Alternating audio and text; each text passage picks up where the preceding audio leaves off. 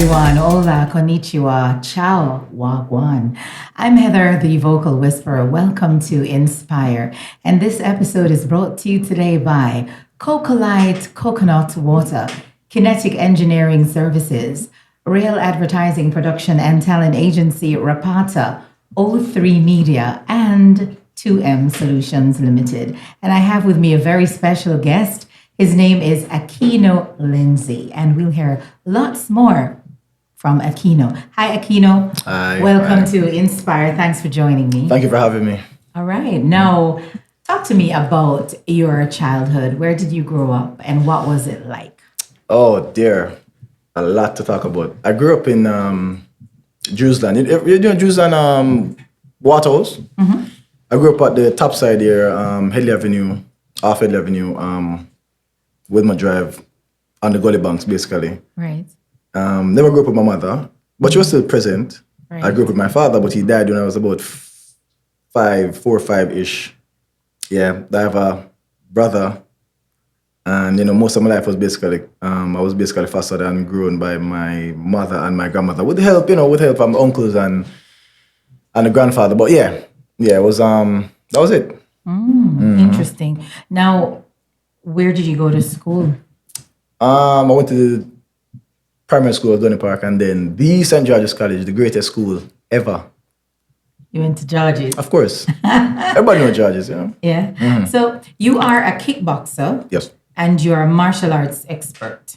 Can I call you that? What expert is that? You're a martial arts man. Yes, I'm a martial arts man, yes. Okay, which means that the entire team here, all of us can go hang out with you, and we can rest assured that we will be protected. Protected from or they protect yourself. No, in the event something happens and we need to defend ourselves, I'm sure the men probably will go at it, but poor little me, probably will be a bit hesitant. And I'm sure that that's where you would come in to kind of shield the team. Of course. I'll help in whatever way. But if, I see it start getting a bit too hectic, I'm out of there, so, so you're smart. Each man for themselves, but yeah, of course. Yes, of course. Now, at what age did you start thinking of this particular career path? When did you decide you wanted to be a kickboxer? Okay, funniest thing. Everybody know Power Rangers? But I always want to be a Power Ranger. Really? I always want to be a Power Ranger. It look so cool, morphing. Send it now, kind of weird. Okay. Send it now. You gotta draw look attention. Right. But I always want to be a Power Ranger. And, I always wanted to do martial arts, but it was very expensive. I never had money, but it wasn't a thing. So to go to a way to do a sport like martial arts or kickboxing is not wasn't an option for me. When I'm like traditional sports, football, cricket, basketball, but I always wanted to do martial arts. It was introduced at St. George's College when I was in the 10th or 11th grade. By Mackay Security, they brought it to the school because they have a high school program where they bring martial arts to all the all-boys schools around the country. But basically in Kingston, not around the country. So Woolmas, KC, JC, they brought it to the Georges, and I've been hooked ever since. Interesting. Now, you do kickboxing every day. You train 6 days a week, yeah. 6 days a week. You train as a kickboxer. Yes. What's your routine like? From the moment you wake up in the morning, like what time do you get up? How do you plan your day? Oh, okay. So in Jamaica, kickboxing isn't as lucrative as other countries. Right. So you have to have this is like a second job. Oh. So you have to have a job. Right. So I work for the Gore Foundation. We go around, we teach inner city kids, not inner city kids, like kids in struggling schools that are struggling in math and English. We use a program to kind of get them to be more proficient in math and English. Like we get them to their grade level. So if that's a 6th grade level, but they're performing at a 2 grade level in math and English, we kind of introduce a program called Movie Max, and we kind of try to get them up to the required level. After that, then you go to training. You train for like 2 or 3 hours, depending on what you have on the day. If it's a technique day, you kick back for 2 hours. If it's a running day, like I have now, run for about 2 miles, 3 miles. You go back, you run back, then you train. Then you kick back for another 2 hours. You do push-ups, sit-ups, crunches, planks. It's hell. It's absolutely You say terrible. it's hell, so you don't have fun doing it? Sometimes. No, I'll be honest. During the workout, no, but after, you feel good. You feel You good. feel really, really good. Yeah. Awesome. All right. So it sounds like you have a packed day to me, because it's good when we ask these questions, because then I didn't even know that you were also working with children and trying to help them with math and English. And that's awesome. So kudos to you. Yeah. So do you like attend meetings on a regular basis, or is your day just filled with training and work? That's it. Training and work. That's Training it. and work. Meetings? Yes. You don't do that kind of thing. I couldn't. I do have the attention span for like a 2-minute meeting. If I'm not having input, Right. and the person just talking for like 2 minutes, I was like, all right, cool. Okay. You ask me what happened in the meeting, I don't know. You don't know. I don't know. Okay, so your attention. Okay. I understand. I'm a squirrel, yeah. Okay. Now, when faced with challenges, Akino, how do you cope? Like, what's your mechanism? Challenges is what, like, Everyday challenges. Somebody, messes with you at work. I know you cannot box them down. You can't karate them. Well, if they come at you physically, yes. But I wasn't talking about physical challenges more in like a this mental case. thing. I mean, in terms of just challenging you, you're having a rough day, something is happening that's just really ticking you off. How do you cope? What do you tell yourself that makes you get calm? If somebody like getting under my skin and I really can't do them anything, I take peace in knowing that they'll be training at the end of the day and somebody's going to get hit.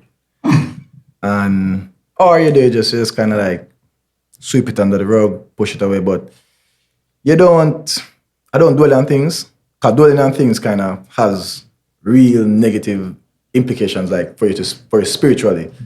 You don't hold on to things, because what's the point of it?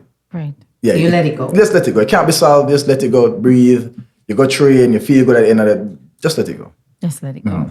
Now, we want to thank our sponsors once again, Coca-Light Coconut Water. And this is where we take a break. And I say cheers to Akino. Do you drink coconut water? Of course. Well, I have some right here for you. Courtesy of Coca-Light. Cheers to Akino. And let's drink. Oh my, that is good. It's good, right? Yeah. Awesome. I'll tell them at Coca-Light. All right. So we also want to say thanks to Kinetic Engineering Services, Real Advertising Production and Talent Agency, Rapata, O3 Media, and 2M Solutions Limited. Now, Akino. Yes. Now, training. And sometimes I know you're listening to music, or even if you don't do that, there comes a point in your day or in your week when you listen to some music, and you may have your favorite artists. And Right. so what's one of your favorite songs? Infinite by Eminem. That was his first. Infinite is the name of his first album, and the first track on Infinite is a song called Infinite, and I really like that song. Like old school rap, very clean, very. You can follow the chains, and I like that song. All right, so how about we sip on some coconut water and listen to your favorite song? Please. All right, here we go. Eminem. Please. Cheers again. Cheers again. Yes. My pen and paper cause a chain reaction to get your brain relaxing. So like when you listen to rap, right, it's a different kind of dance, yeah? Yeah, it's a different. you do Can't a chill. I can fight, I can't dance, so it just Yeah. it just vibe, it just So it's like if you're in a car, this is what you. mean mugging everybody. Oh, hold on up. So the seat go back. That's see that for the back. That's a part of it, That's seat right. go back, And you said so, So chill. right? Yeah. It's a nice song.